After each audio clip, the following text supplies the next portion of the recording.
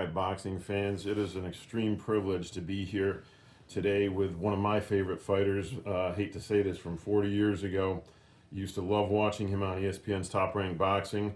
We are with none other than the Southern Rebel, Chris Calvin. Chris, good to see you and meet you, and thanks for having us in your home today. Yes, it's nice and a pleasure myself of meeting you, sir. All right. Well, like I said, you were always one of my favorite fighters, obviously because you were an exciting fighter to watch. I was watching a little kind of a documentary on you, and right at the opening, they talked about how, at first, maybe not on purpose, you riled fans up with the Southern Rebel persona and the Southern Rebel flag and whatever. But by the end of the show, you had people cheering for you because of your style, relentless style with power punching, and 23 or 25 wins were by knockout. Yes. And you put guys to sleep, and fans appreciate skillful boxing, but they love to see knockouts, and you gave them that. Yes. So you won a lot of folks over by the end of your shows and throughout your career. Tell me about your beginnings in boxing. Now, I know your dad was a fighter, but as a youngster, you didn't have an inclination to get into boxing at first, did you? No, sir. I think I was about when I was kind of raised by my grandmama. Cassie was her name, and then my daddy, he was in and out, and then he come back and got us when I was 12, and these couple of guys come over to the house, and they said they knew some guy that was training out boxing, and his name was Johnny Ginsani. Mm-hmm. We called him Peepaw, and we went over there, and we was working out, and the next thing I know, they quit working out, and I kept on going. About 3 months, he said, he told me that he said, I think I'm ready to get you a match. And I said, could you come home and ask my daddy? And he said, you mean your daddy don't know? And I said, no, sir. And he said, he drove me to my house, and come in the house and asked my daddy, and my daddy, big old smile on his face, he said, yeah, that's what he wants to do. And from then on, people, I was hitchhiking and walking, it's probably 8 miles or something to his house. And from then on, he'd come pick me up every day, take me over the train, and brought me back to the house. And he had a little 1-car garage and 2 pieces of 4x8 plywood that he put outside to let us jump rope on. But that's where I first started my boxing. And that was about 12 or so? 12, yes, sir. About Wow. 12. It's in my late, almost 13. Okay. And the story goes that Johnny knew who your dad was, and when he found out that was your dad, that's how he kind of talked you into giving boxing a try, because he knew of your dad. Yes, sir. Who was obviously a name here in these parts back in the 50s or so. Yes, sir. Yeah. Well, and your dad, that put a smile on his face, because at first you weren't interested, but then when you were, yes, sir, he was happy about that. He didn't know about it till people come and asked him. Uh-huh. Oh, that's great. Now, you kept at it, and then you joined the Navy. Just like my daddy. Yes, sir. And like myself. Yes. So, what was your rate? Were you a fireman in the? I was an engineer. Okay. Down in the hold of the ship. Yeah. Yes. Okay. I was a corpsman. So, well, thank you for your service. Yes. Following my daddy's footsteps, he was in the Navy too. Okay. Great. Now, you actually you boxed in the Navy as well. Yeah. And you won some Navy titles. All Navy 3 years in a row, all service 1 year, and a silver medal in the World Military. That's right. So that was in Caracas, Venezuela. Yes, sir. Do you remember what year that was, or how old you were when you? I think 79. Wow. Okay. Well, that's quite an accomplishment. Yes. You got to travel, represent your country, and you made it to the gold medal match, and you took Yes. home a silver. Yes, sir. Oh, that's fantastic. And now you started in the Olympic trials for the '80s, and you fought in the Eastern Regional, right? Yes, sir. Now, was that against Anthony Murray, or who do you remember who you I fought? fought when I went to the Olympic trials in Colorado Springs, and I fought this boy. I think they had him in mind. His name was Armstrong. Oh, Davey Armstrong, Yes, who had already been on two Olympics, '72 and '76. yes, That's right. And so he beat you, but I'm sure you gave him a good fight. yes. Yeah. And unfortunately, no Olympic Games that year. That's it. So nobody went. That's it. And you had maybe a few more amateur fights after that, and then decided to turn pro in '81, I think. Yes, sir. Uh-huh. Now, unfortunately, you lost your first fight. That Yes. didn't discourage you, though? No. No? I went, a guy, I can't even remember his name, he was from California, and they flew me down there, and he kept, like I said, I can't remember his name, but anyway, I was down there. He had 3 or 4 other guys staying in a house and wanting. I was gonna sleep on the couch. He had a camper outside. I said, just let me stay in that camper. I stayed down there, I don't know, right at a month or so, and I told him, I said, could you go ahead and get me a fight? I want to go back home. Mm-hmm. So that's when I got that fight, and I lost that first fight. I kind of kept it hid for a while. That you even had a loss? Yes. And then I come back home, and I got you. I try to get PayPal to train me, but he didn't want to get back into the pro. Oh, yeah. A lot of amateur trainers want to stay amateur, and they don't like the pro side of things. They don't like the business side of it. So I got a guy named James Mullins. Right. I remember him in some of your post-fight interviews. And somehow, I think Pete Susan had got involved, and he was with ESPN, Right, had some Top Rank. connections with Top Rank Boxing, and Bruce Champa was one of the Matchmakers. matchmakers. That's right. And them two, they kind of got with Mullins, and we signed like a I don't know. I know it was a few-year contract with them, you know. Right. Eventually, I think you did sign a 4-year contract, and yeah. Now, so at one point, like your first, what would turn out to be a big crossroads fight, although maybe nobody knew it at the time because he still wasn't up there, was against Robin Blake. Yes. So I think he was like 15-0, and you were about 9-2. But again, you had to go to someone else's hometown, Right. and you went to his hometown. And a lot of people, when they look up records, they see that fight early in both of your careers, and they're like, wow, Robin Blake and Chris Calvin fought each other. Now, you broke your thumb in that fight? Broke my thumb, had a pin put in it, fought in the second round, Uh-huh. and fought eight rounds with a broken thumb. They had to cut the string off to get the glove off my hand. Yeah. It swelled up. Wow.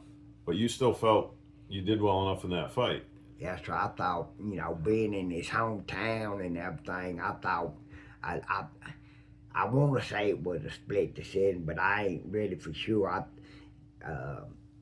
thought I kind of took the fight, but Yeah. I lost the decision. And I know you always wanted a rematch with him. Yes. Yeah. But again, you didn't get discouraged. You kept going along, and then you were taking out a lot of guys. Homer Kenty's brother, Forrest Winchester. Yes. Your pro revenge against Anthony Murray, who was, like you said, an interstate or even intercity rival. Yes. And you mentioned to me earlier, before we started the interview, that you expected him to box because that was his game, but he decided to go right at you, and you ended it pretty quickly. Yes. Yeah. Um, Talk about your power. I mean, that when I looked up your dad's record, and he appears on, at least on record, that wasn't his game. He wasn't like, he didn't have a lot of knockouts out of his wins, but you did. You think it was just? I mean, a lot of people say fighters with power are born with it. You can't really teach it. Do you believe that? It's, well, in a certain way, I think that's a little true, you know. But you can't. It can be taught, you know, to people. I believe, but I believe you kind of born with it. Yes. Yeah. And a lot of people don't, you know, they who followed your career and who know you, think of you, you know, as largely a big puncher or whatever. But you had some boxing skills, and you employed those. I remember listening to some of your post-fight interviews, where things went well for you when you followed a game plan and you worked off your jab and things like that. So you set up your knockouts. Yeah. It wasn't just crazy wild swinging. I don't know. So you No, worked. that's what when if you seen that Ashton Murray fight, I was jabbing upstairs, and then I'd jab downstairs, and then I'd go back up, and then I'd go back down, then I'd fake that jab downstairs and come over with that overhand right and caught him right on the chin. And set him up, get him to drop his guard, Yes. so that he's open for it. Yes. Yeah, yeah. Again, talking about the, you know, being an opponent in other people's backyards, you were a late substitute for Juan Arroyo in Miami. Yes. How did that? Do you remember much about how that fight occurred? I mean, you're under contract with Top Rank. You'd think they'd be building you up to be an A side, and then somehow maybe his opponent fell out, and then they grabbed you and you accepted that fight, or your management accepted it. Well, yeah, we accepted it. The fight. I don't know. Just a feeling, you know. Bob Aaron, you know, Top Rank, the man that runs everything. I don't know if he liked the rebel flag too much. Okay. So do you? I mean, are you saying maybe they were looking to get you knocked off, but it didn't work? Yes, I think that might have been the plan. I don't think Pete and Bruce was into that, but I don't know about Bob. He promised me, you know, he got that fight with Bret Summers and told me, you know, if I won that fight, that they were gonna give me a title fight, and right. They never did. Right. Well, yeah, I was going to ask you about that. As you kept cranking along after the Bret Summers fight, which happened to be the big 5th anniversary Top Rank show with ESPN, and that was the headline fight. And that was, I mean, you'd been on ESPN several times before that, but that was like your big coming out party, both in the fact that was like a big anniversary show, well promoted, but how you performed in that fight. You just dominated him, and you even said after the fight in your interview with Al Bernstein that you gave Summers credit for keep on getting up, but he was down like 6 times in the fight, and he kept getting up, and you just kept putting him down until finally the referee stopped it in the final round. Yes. But Al talked to you afterwards about getting a title shot and against Jimmy Paul, who just beat Harry Arroyo a week before. Yes. So he was the new champ at that point. And you had a couple more fights before then or following that, and you didn't get that title shot. But my favorite line, and obviously that resonated with a lot of people when Al asked you, well, you know, Jimmy Paul's the IBF champ, he's another Kronk fighter. Would you like to face him? Do you remember what you said? Yes. Bring another northern threat down here. Yes. So was that, where did the word threat come from? Is that what they were how they built up some of your opponents, a threat from the north, or is that you? I think I was just me slipping that in there. Well, I know you. I know you got a laugh out of Al Bernstein. He goes, "Oh, you're going to go there now, Yes. huh?" Well, the point is, you never folded under the threat. I mean, he was Bret Summers was a Kronk fighter. I don't know if Forrest Winchester was, but his brother Hilmer Kenty was. So I would assume either Detroit or maybe he was a Kronk fighter. Um, and then for whatever reason, they you didn't get put into a title fight with Jimmy Paul, but then you met another guy that was either was going to or did fight for the Kronk. Emmanuel Stewart wasn't so hot on getting involved with someone that had a record, and that was Sean Thomas. But he was another Detroit, Michigan area fighter, so that was like at least three guys from that area that you fought. And you didn't know much about Sean Thomas, I guess. I think he was 13-2, and you were 16, 3-2, something like that at that point. And so what do you remember about, first of all, about that fight getting set up and no Jimmy Paul fight after the Bret Summers victory, and you wound up with Sean Thomas as an opponent? I mean, I just kept doing what I was doing and just fighting whoever they put in front of you, right? Yes, sir. And, yeah. It just happened to be Sean Thomas. I didn't know much about him or nothing like that when I fought him. Mm-hmm. Now, up until the time of the knockout, it was a pretty competitive fight. Yes, sir. Actually, he was doing well. Probably by the time of the stoppage, he may have been ahead on the cards. I'm not 100% sure, but he was boxing well. Yes. And I remember watching that fight live, as I always made sure to watch all your fights live when I knew you were going to be on.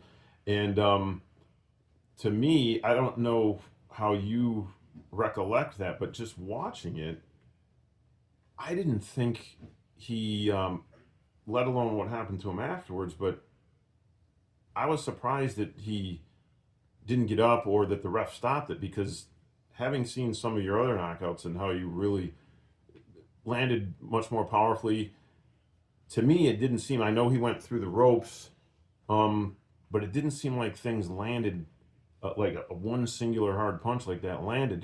What were your recollections of that? Like my memories of it is, I thought I hit him. I hit him with a good flurry of shots. It wasn't just one; it was a good flurry of shots. And just thinking back, I remember kind of glancing over because I had him up against the ropes, and I looking for the remember ref? glancing over to see if the ref was going to stop the fight, and he didn't stop the fight, and I threw a few more combinations, and he went down to the mat. Yeah, he was kind of like caught up in the ropes, and then he kind of slid down. Yes.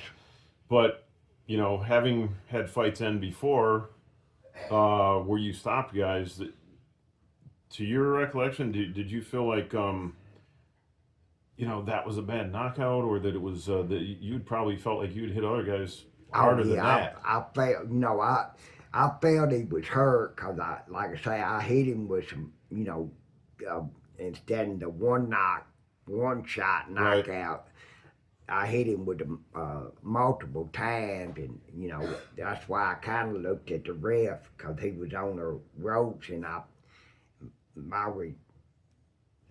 looking back at it, I could have, like I said, looked at the ref, but he didn't step in. I hit him a few more times, then he went down. Right, and there's been obviously cases, where somebody let up on their opponent thinking it was a ref, and then the tables get turned or whatever. So you're always taught, right?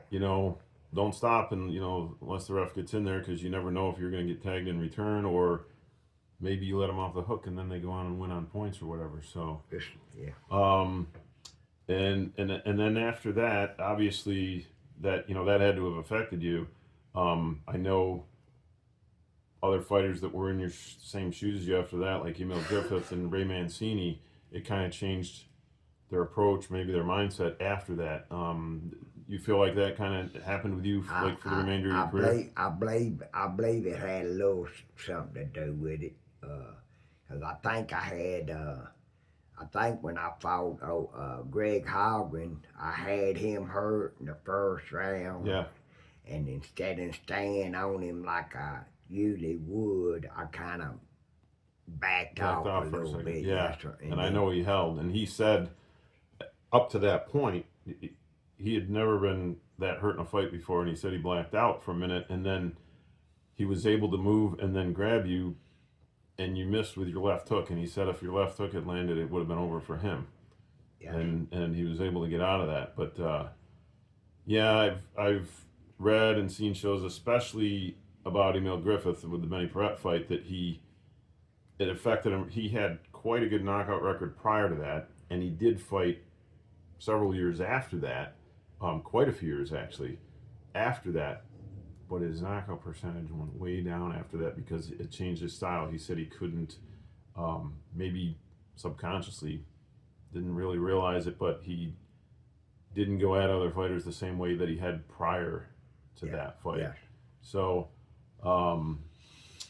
that had to have affected you. And I know you did prior to the Haugen fight. You did like an interview with Al Bernstein in the ring, pre-fight, talking Right, about right. that and how you where your mind was at and all that stuff. And you still feel that that maybe had a little bit to do with Yeah, your I'll outcome. try. And then Well, yeah, and like I told Al, I'll try to, was, it keep it in the back of my head. Yeah. It was always there, but yeah, and now obviously the tables got turned and you lost to Greg and you were stopped. Now, was that the first time you were ever down in your career? Had you ever hit the canvas before? Before the Haugen fight? I don't believe I have been, but I couldn't. But say that was for probably the sure. first time you were ever that hurt, I guess. Yes. We'll say that. Yes, I was hurt, and I thought, I knew it was late in that round. I was covering up, and he hit me with a flurry of shots, and the referee called the fight. Now, do you believe if you had won that fight, possibly the title shot would have been there for you? Well, there, probably should have been. There it was again, but yes, I don't know. They might have been able to do something for that fight. Yeah, because off of that, he was undefeated. He had less fights than you, but he was undefeated. Yes. Had also been featured a few times on ESPN. I don't think as many times as you, but it would have seemed to me that after that one, after the Thomas fight, after the Bret Summers fight, it would have been natural for you to finally get that shot at Jimmy Paul, who was still a champ at that time. Yeah. And then even for Greg, who did end up beating Jimmy Paul, he still had a few fights after that. It was like another year or so before he got the shot at Jimmy Paul. So, and you fought pretty frequently. I think you fought 4 times in '85, possibly between. I think it was either between the Winchester and the Arroyo fight or whatever. You fought like within 6 weeks. Yeah. And so you were busy. You took the opportunity. You didn't turn down opportunities when they came. No. Yeah. So tell me about like the aftermath of the Haugen fight. That was kind of like your zenith. The Bret Summers fight, the Haugen fight, and then it was kind of win a couple, lose one, win some, lose some, and you kind of plateaued after that. Was it discouragement? Was it the offers weren't coming in, or the fights weren't being made, or was it like a combination of things? What do you think? I'm thinking maybe a combination where I didn't want to train as hard and put my mindset back in it no more. Mm-hmm. Now, speaking of not wanting to train, I had read and seen some things where at times that plagued you early in your career too. Yes. So was it? You obviously were good at it. You had ability. That ability shone better when you put the work in before the fight. But what do you? And I know sometime you had said that you couldn't really like put your finger on like the the lack of the training sometimes, whether it was just like maybe you liked the fighting more than the actual work that you had to put in, um, and it was tough to be consistent with that, Yes. with the training as a pro. Yes. Now you'd had, so you were, and plus you were working, you had a young family, that had to be tough to juggle all that. I had 2 jobs. Yeah. I was working too. I was doing the fire hall, and then I done the stagehand work where we set up. We set up conventions, and then we worked at Opryland, Okay. Dolly Parton, Yeah. big stars like that. Wow. Okay, so that's a Another, lot. another following my daddy's footsteps. See? Yeah. Wow. Well, and I remember a theme that was in a lot of your post-fight interviews was the lack of sparring. Yeah. It was. What do you think was behind that? There just wasn't fighters available, or I mean, obviously you got to pay sparring partners, and it was just tough for whatever reason, whether it was availability or the funds to pay these guys. You just couldn't get, or you didn't have the backing to get sparring partners. Yeah, I didn't have the backings and probably the money. The financial backing to get people in here, and you didn't want to relocate anywhere. You wanted to stay. This was your home. Yes. You weren't going to, yank your family to Vegas or quit your job at the fire department or anything like this. This was, you're a Tennessee boy, a Nashville boy, and you were going to stay here. That's where I was going to stay. Yes. Yeah, but no regrets as far as making that decision. You're going to stay and be in the South, and I can't. I don't try to look back at no regrets or nothing. Yeah. Well, tell me. Let's back up a little bit and tell me about the Southern Rebel, the persona. How did someone else come up with that for you, or did you come up with it? No, it was actually Mr. Mullins and his wife Peggy. That she's the one that made the little rebel flag for me and everything, and they kind of came up with the things. Yeah. So that theme. But so, you liked it. Oh yeah. I like I say when I'd go up when I was fighting Evan Corrette up in I think it was the Boston Garden or whatever. Yeah, he was a New England fighter, so somewhere up there. I forget where. I mean when I come in the ring and pulled off my robe and had that something, they was throwing stuff in the ring, and for a few minutes, and everything settled down, and then about the 4th or 5th round, I started hearing people holler for me. Yeah. They would boo me at first, but after the fight continued on, they would started hollering for me. Yeah. Now, when you're fighting in a guy's hometown and you come away with a draw, what most people say, you probably won. Yes. Yeah. You felt you won that fight? Yes. Yeah. And then how about the Nieves fight? That was a difficult fight. Yeah, he was kind of I think he was a southpaw. He gave me a little problem. And if I remember correctly, he was kind of lanky too. Yeah, tall. Tall. Yes, and it was a close fight. So Yeah. Now, so you turned pro in '81, and it looked like you were retiring in '89. And then what happened 8 years later in '97? Yeah, I think I got one. I got maybe two fights. You I did. believe. But you had this long gap. What? Tell me about the. I don't know. I just coming back to the ring after all that time. Yeah. I think you were a middleweight at that time. I don't know what come about me. Something wanted to get back in the ring, and I gave it one more shot. Mm-hmm. I think I won one. You won your first one, and you lost your second one by a split decision. And I think it was in my hometown. And it was. And when you lose a split decision in your hometown and you think you won, it's time to get on out of there. Yeah. So I think that's. You were comfortable walking away at that time, and you didn't regret having those two fights coming back after all that time? No. I mean, not. I mean, thinking at it now, I don't know what made me come back, but something had to. Yeah, I'm thinking you were, if my math is correct, you were about 39 at that point. That's probably close. Yeah, yeah. Well, 97. You're born in 58, right? Yes. So 57. yeah. 57. Oh, 57. I'm Yes. sorry. Okay. So, yeah. So you were up there, but how did you feel in those fights? Did you like?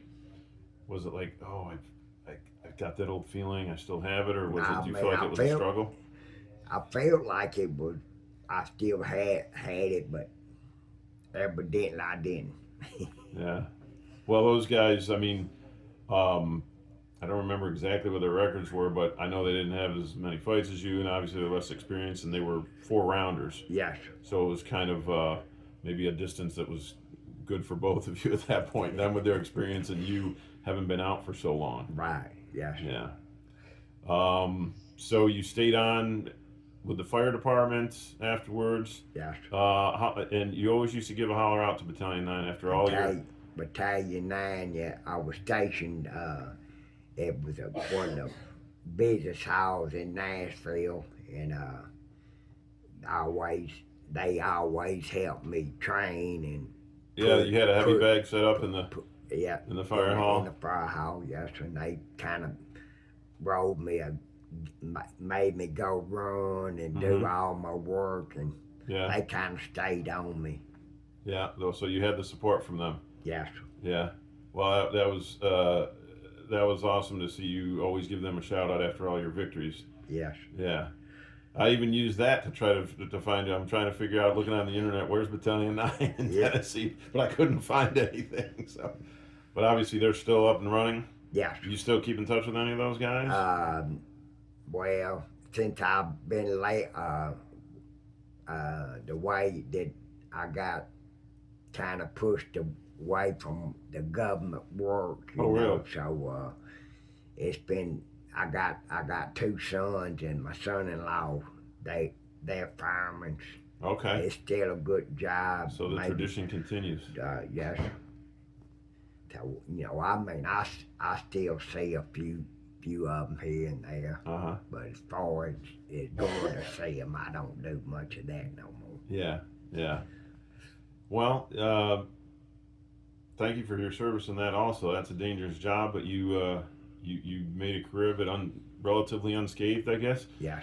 Yeah. I got burned up. I had a skin graft from both of my legs put on both of my arms, where I got burned up one time in a fire. Wow.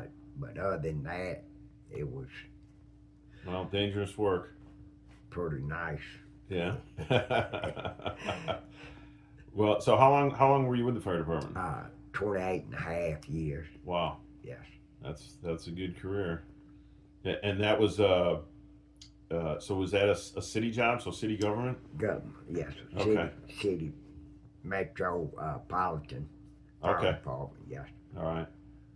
Wow. Now I heard one time that you actually, I think you were in the middle of training, you're hitting the bag, and you actually, a call came and you actually went and you still had your hand wraps on. Yes. Didn't, because you don't have time to fiddle around and change. And you go. go. Yes. Wow. Yeah. Well, Chris, that's it was a fascinating story of your career, and even though I'm from the north, I liked you. Yeah. I mean, just like you said, I never had a dislike for you. I thought the rebel flag and the Confederate cap and everything was interesting. Yes. But your style is what made me root for you even more. And if anything, you were an underdog because there weren't a lot of fighters like you from this area that kind of reached those heights, that had your style. Yes. And maybe got under people's skin a little bit with the Southern Rebel persona, but the point is you backed it up in the ring. Yes. Yeah. Those are some of the fighters I liked that maybe they had a mouth or whatever, but if they backed it up, I didn't usually have a problem with them, depending on their style. Yeah. But do you follow the sport at all today, or do you keep up with it at all? Or? I did at first, but I don't. Well, I watch this bare knuckle. it scares me. It scares me more than the boxing does. But yeah, I keep up with it a little bit, but not like I really should. You know, because I was, like I say, it was in my blood, come down from my daddy. You know. And it didn't get into your son's blood? Well, I took. I started training some kids in 92 or something. I took 5 kids up to ringside, Kansas City, Missouri, to fight in a ringside tournament up there. And my oldest boy, he won the championship. Then I had one get in the semifinals, and let's see, and 2 get to the one of my sons got to quarterfinals, and out of that, my oldest son won the championship, but he didn't have to fight but one time. Oh, so he had some walkovers and some buys. Yes. Yeah. That was like Michael Spinks in the Olympics. He only fought 2 times. Yes. Yeah, they called him the Phantom of the Olympics because there was walkovers, buys, other injuries, and he fought one guy and then he fought for the gold medal. So that'll happen on occasion. What would you like to say to your fans? And I know you have some, and I can't believe that at your peak it's been 40 years this year. That remember the Southern Rebel and have fond memories of you. Well, I mean, I appreciate all my fans that was out there. The Rebel, it was just, it ain't nothing against nobody. I ain't never been like that, but I appreciate all the fans. I've been wanting to try to get back into training some kids, cause like I say, people done that for me. I've been wanting to try to get back into it, but still, it's kind of hard for me to do it sometimes. Mm-hmm. But they might see me with some kids one day. Okay. I think I still got a few years left in me. I think you do. Oh, Chris, this has been a total privilege to sit down and talk with you and go back and I'm hoping a lot of people enjoy this interview and getting a chance to see how well you're doing today and go back down memory lane with you. Yes. So I want to thank you very much. I sure appreciate you doing this myself, sir. All right. Well, thank you very much. All right. Good to see it. All right.